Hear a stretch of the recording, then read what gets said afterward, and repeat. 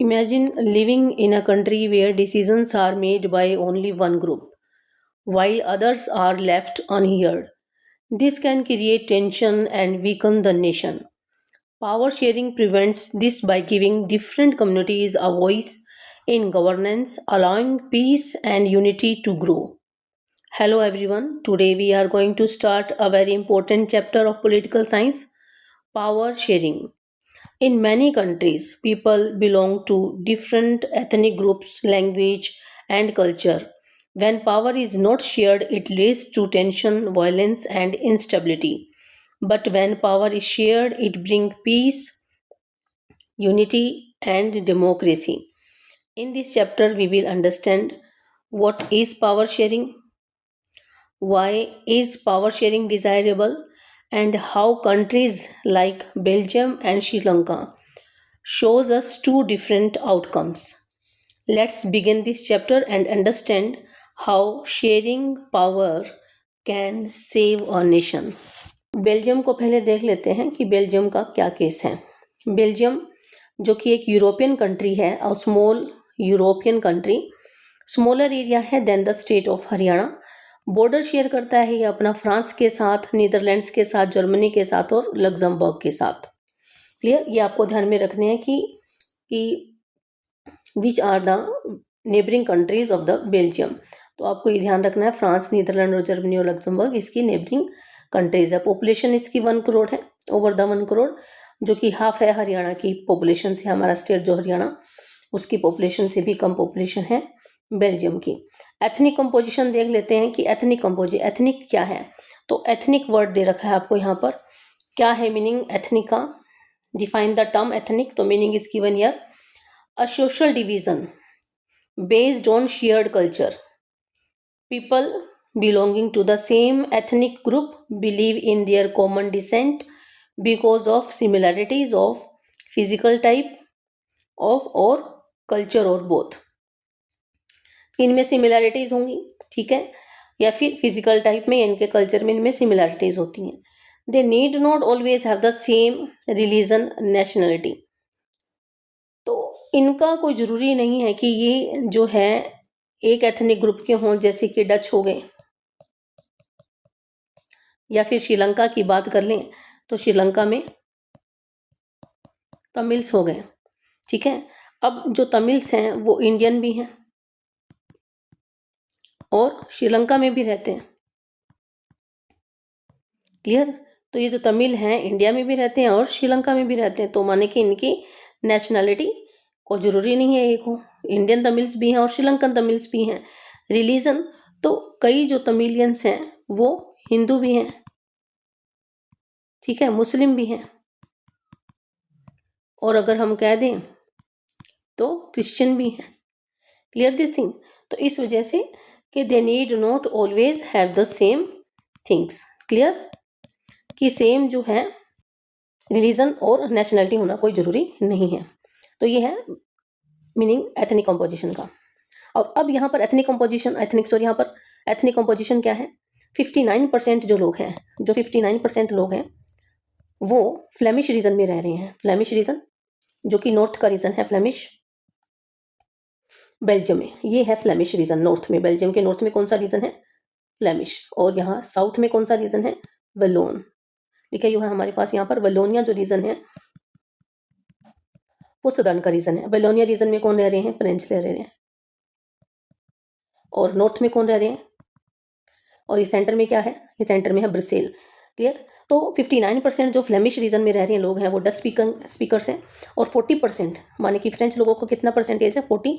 और Wallonia reason में रह रहे हैं 1%। जो साइड बाई ईस्ट में हम देख रहे हैं वो जर्मन स्पीकर्स हैं 1% के साथ। अब एथनिक कंपोजिशन जो ब्रिसेल की है वो क्या है? मान लेते हैं कि ब्रिसेल है, कैपिटल यहाँ पर है।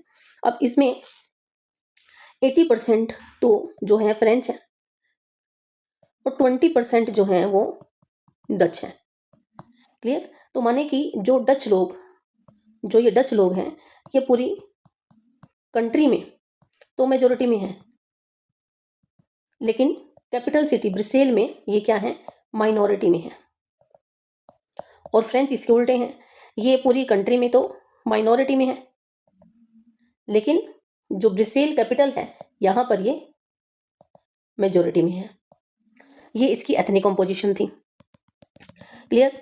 अब कैपिटल सिटी में हमने मान लिया कि 80% लिखा हुआ है स्पीक फ्रेंच और 20% स्पीच डच, तो ये डिफरेंट एथनिक कंपोजिशन होगी। अब टेंशन का कारण क्या था यहाँ पर, what were the reason of tension in the Belgium, तो लिखा हुआ है यहाँ पर कि जो minority French speaking community was relatively rich and powerful which was resented by Dutch speaking community who benefited from economic development and education much later। Year दे रखा है, ईयर टेंशन जो मर्ज हुई वो 1950 और 60 में हुई। तो 1950 और 1960 में 1950 और 1960 में जो बेल्जियम था उसने कौन सी गवर्नमेंट को फॉलो करता था, यूनिटरी गवर्नमेंट को फॉलो करता था। यूनिटरी गवर्नमेंट में क्या होता है, जो सेंट्रल गवर्नमेंट होती है वो ज़्यादा पावरफुल होती है। क्लियर। और इस पावर में सबसे ज़्यादा किसकी अथॉरिटी चल रही थी, फ्रेंच लोगों की। और जो डच लोग थे यहाँ पर वो अपने आप के साथ फील कर रहे थे कि उनके साथ इनइक्वालिटी की जा रही है। ठीक है, इस वजह से क्या हो रही थी, टेंशन अमर्ज हो रही थी। क्लियर। अब इस टेंशन को क्या किया गया, सोल्व किया गया। इसको सोल्व करने के लिए धीरे धीरे जो भी आगे गवर्नमेंट्स बनती गई उन्होंने रिफॉर्म करना शुरू किया। क्लियर। तो यहां से शुरुआत हो गई रिफॉर्म्स की। तो अब शुरू करते हैं दूसरा एग्जाम्पल जो कि है श्रीलंका का। पहले बेल्जियम का रीड किया, अब हम श्रीलंका के बारे में पढ़ेंगे कि श्रीलंका में जो पावर शेयरिंग अरेंजमेंट थी कैसे फॉलो की गई। तो श्रीलंका एक आइलैंड कंट्री इंडिया के साउथ में जो तमिलनाडु के सदर्न कोस्ट पर पड़ता है। पॉपुलेशन 2 करोड़ है जो हरियाणा से ही सेम है। और एथनिक कंपोजिशन डाइवर्स पॉपुलेशन है। डाइवर्स पॉपुलेशन कैसे है, इसमें 74% तो सिंहाला कम्युनिटी, ये इतना 74% तो सिंहालास का है। क्लियर। अब जो है 18% जो है यहाँ पर तमिल स्पीकर्स हैं। 18% जो है तमिल स्पीकर्स हैं जो मेनली रह रहे हैं नॉर्थ ईस्ट में। अब तमिल स्पीकर्स के भी सब ग्रुप्स हैं तमिलियंस के। श्रीलंकन तमिल्स हैं 13% नेटिव ऑफ द कंट्री, और इंडियन तमिल्स हैं whose forefathers came as the plantation workers. अब जो श्रीलंकन तमिलियंस जो है वो दो ग्रुप हैं, एक तो श्रीलंकन तमिल्स हैं और दूसरा इंडियन तमिल्स हैं। इंडियन तमिल्स कौन से थे, जो भारत से बिलोंग करते थे। ठीक है। और इनके जो फोर फादर्स थे, माने कि इनके जो एंसेस्टर्स थे, जो इनके दादा दादी या कुछ भी मान लो पुराने जो लोग थे, वो यहाँ पर प्लांटेशन साइट्स पर काम करने आए थे। प्लांटेशन साइट्स किस टाइम की, ब्रिटिश के टाइम की, जब श्रीलंका ब्रिटिश के अंडर में था, ब्रिटिश की कॉलोनी था। तो यहाँ पर प्लांटेशन साइट्स पर वर्क करने के लिए इंडिया से कई लोग आए वर्कर्स बनकर, और यहीं के होकर रह गए। तो वो इंडियन तमिल्स थे, तमिलनाडु से जो आए थे। ठीक है, तो ये इंडियन तमिल्स कहलाए। और श्रीलंकन तमिल्स कौन है, श्रीलंकन तमिल्स नेटिव लोग हैं यहीं के ही। Clear this thing. Geographical concentration क्या कहती है, जियोग्राफिकल कॉन्सेंट्रेशन बताती है कि जो Sri Lankan Tamils are concentrated in the north east of the country. वो मैंने आपको पहले बता दिया है कि नॉर्थ ईस्ट में श्रीलंकन तमिल्स रह रहे थे। अब रिलीजियस मिक्स क्या है, मोस्ट सिंहाला स्पीकर्स आर बुद्धिस्ट। अब रिलीजन क्या है इनका, तो ये जो 74% सिंहाला है ये कौन से धर्म को मानते हैं, बौद्ध धर्म को मानते हैं, बुद्धिस्ट हैं। और मोस्ट तमिलियंस आर हिंदू और मुस्लिम। अब जो तमिल्स हैं जो यहाँ पर रह रहे हैं, कुछ तो हिंदू हैं कुछ मुस्लिम भी हैं। और about 7% are Christians both Tamil और सिंहालाज। अब इसमें तमिल और सिंहालाज में 7% दोनों का मिलाकर कुछ तमिलियंस भी हैं और सिंहालाज भी हैं, वो क्या हैं, वो क्रिश्चियंस हैं। क्लियर। तो ये यहाँ की एथनिक कंपोजिशन थी। क्लियर, जिसमें मेजर प्रोपोर्शन किसका था, 74% सिंहाला कम्युनिटी का। अब ये श्रीलंका आज़ाद कब हुआ था, ब्रिटिशर से आज़ाद हुआ था ये 1948 में। इंडिपेंडेंस ईयर है इसका 1948 में। क्लियर। अब ये जो एथनिक कंपोजिशन सेम जो हमने यहाँ पर पढ़ी, इसमें भी डिफरेंट लोग थे। जो डच कम्युनिटी के लिए डच स्पीकर्स थे, 40% यहाँ के फ्रेंच पीपल थे और 1% यहाँ पर जर्मन स्पीकर थे। डच नॉर्थ में रह रहे थे फ्लेमिश रीजन में, और फ्रेंच जो लोग जो थे वो कहाँ पर रह रहे थे, वोलोनिया साउथ में। ये यहाँ की एथनिक कंपोजिशन थी। टेंशन अमर्ज हुई और टेंशन के लिए रिफॉर्म्स शुरू किए गए। कौन से रिफॉर्म,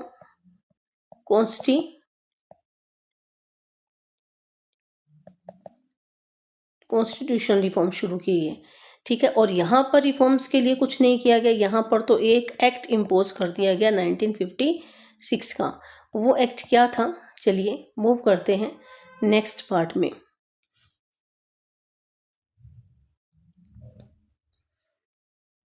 बात कर लेते हैं श्रीलंका की, जो अभी मैं आपको बता ही रही थी कि कौन सा एक्ट पास किया था उन्होंने।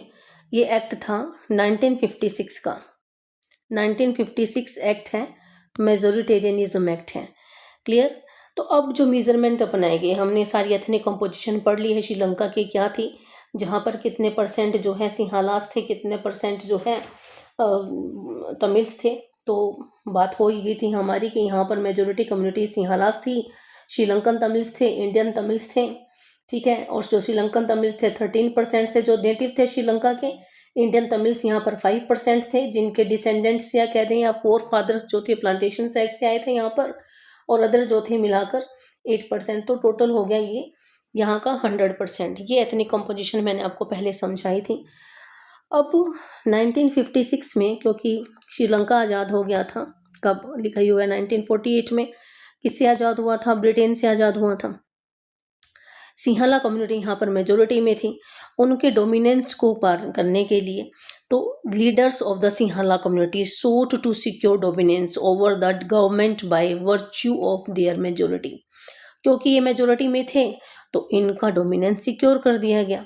क्लियर। डेमोक्रेटिकली इलेक्टेड गवर्नमेंट ने अपनाई कुछ ऐसी मेजर्स, मेजोरिटेरियन मेजर्स अपनाई, adopted a series of majoritarian measures to establish Sinhala supremacy.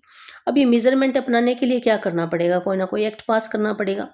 Government ने एक्ट पास कर दिया, ये था 1956 का एक्ट। क्लियर।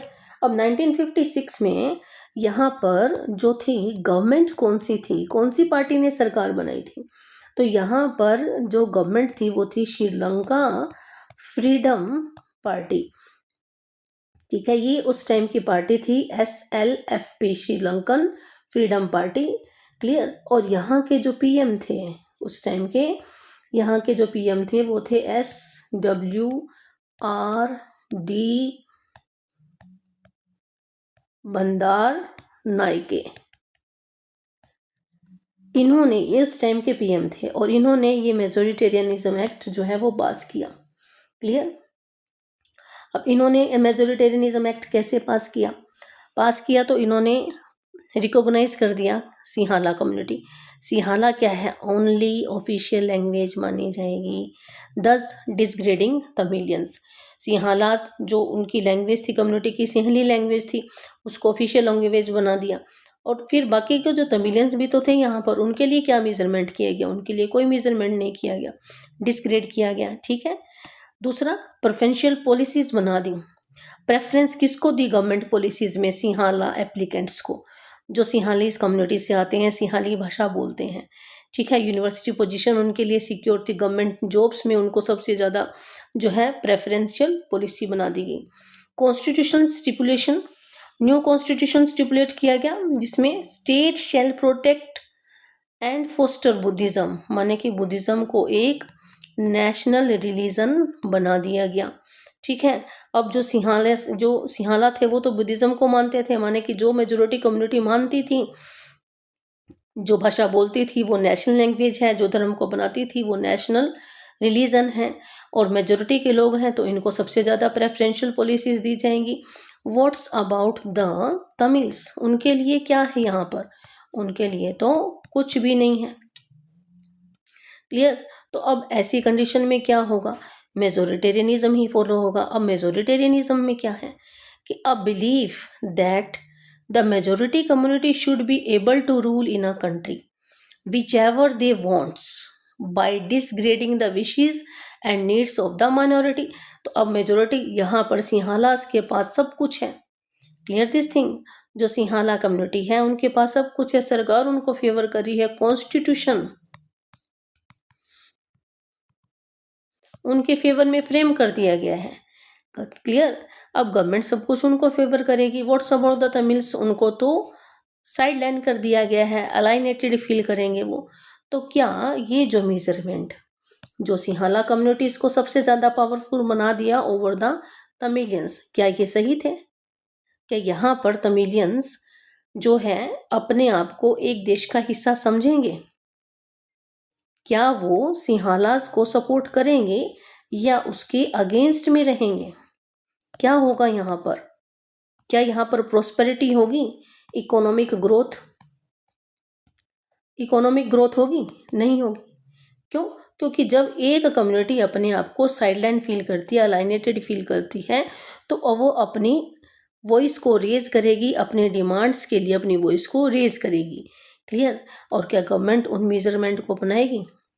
ये हम देखेंगे कि इस गवर्नमेंट एक्ट के बाद श्रीलंका में क्या हुआ।